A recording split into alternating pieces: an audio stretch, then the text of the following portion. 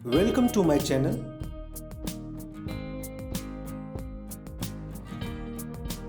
तो इस वीडियो को शुरू करने से पहले यदि आपने हमारा चैनल सब्सक्राइब नहीं किया है तो चैनल को सब्सक्राइब करें और बेल आइकन का बटन क्लिक करें जिससे हमारे अगले हर वीडियो का नोटिफिकेशन आप तक पहुंचे।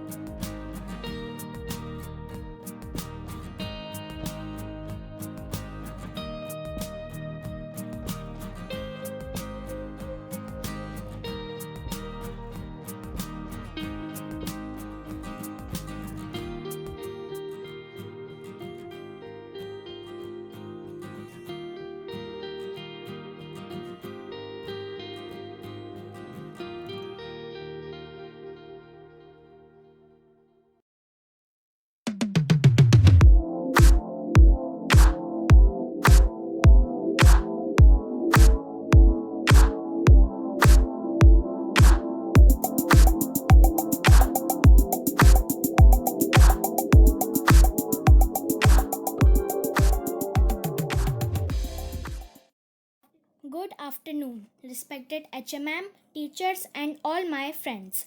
Today I am here to present a shadow puppet show. Title of my puppet show is Who Will Be Ningthou? Before starting my show, I want to explain few Manipuri words. Those are used in this story. A king is called a Ningthou and a queen is called a Laima. Mia means people, Khongnang means banyan tree, and Fazai and Thoro means wonderful and bravo. Let's start the show. Long, long ago, in the land of Kanglepak in Manipur, there lived a Ningthou and a Laima. They were loved dearly by the people.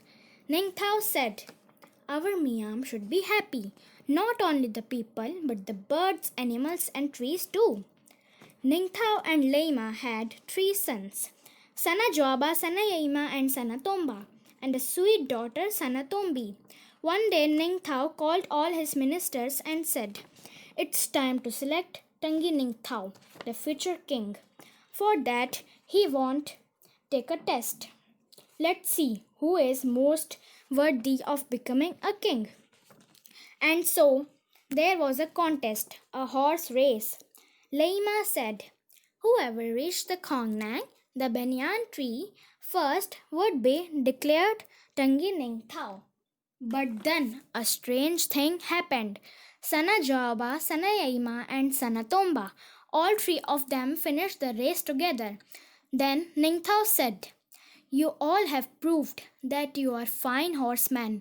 Now do something different."